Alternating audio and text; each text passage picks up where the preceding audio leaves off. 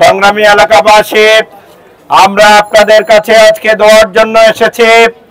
এই সমাজকে যদি গড়তে হয়, মানুষের মন গড়া তন্ত্র মন্ত্র দিয়ে এই সমাজে কোনো শান্তি স্থিতিশীলতা উন্নয়ন সম্ভব নয়।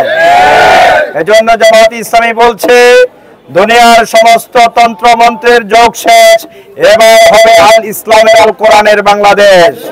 সন্ত্রাস আর চাঁদাবাজি থাকবে না। আপনার ছেলে যখন পুলিশে চাকরি নেবে, সেই জায়গায় কোনো ঘুষ দিতে হবে না। পাসপোর্ট অফিসে যাবেন, সেখানে কোনো ঘুষ দিতে হবে না। আপনি ভূমি অফিসে যাবেন, সেখানে ঘুষ দিতে হবে না। সরকারি কোনো কাজে ঘুষ এবং কোনো ধরনের দুর্নীতির সাথে কেউ সম্পৃক্ত হতে পারবে না।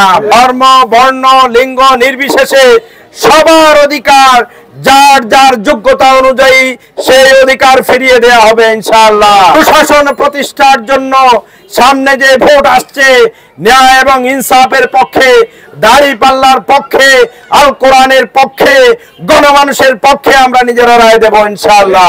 দেখেছি গত বছর 5ই আগস্ট আমরা সারা দেশে হাসিনার জুলুম নির্যাতনে প্রায় 1600 আমাদের দেশের ভাই বোনদেরকে আমরা হারিয়েছিলাম। দেশে যাতে আর কোনো স্বৈরাচারী না আসে, দুঃশাসন যাতে না আসে, এই জন্য আমরা বলছি আল কোরআনের আইনের মাধ্যমে সুশাসন প্রতিষ্ঠা করা সম্ভব।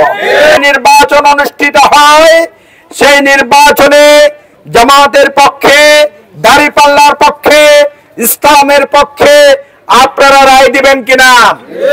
যদি রায় দেন, আমরা বলতে পারি আমরা দুর্নীতি করব না, অন্য কাউকে দুর্নীতি করতে দেব না। আমরা নিজেরা ঘুষ দেব না, অন্য কাউকে ঘুষ নিতে দেব না।